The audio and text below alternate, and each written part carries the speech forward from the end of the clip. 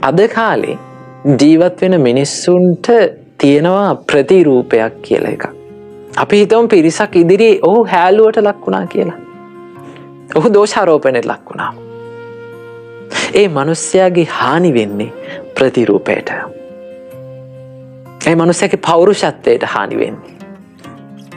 අද කාලේ බහුතරයකට තමන්ගේ පෞරුෂත්වයට හානි වුණාට පස්සේ ආයෙ ගොඩ ගන්න, ආයෙ නැගිටින්න ගොඩක් අමාරුයි.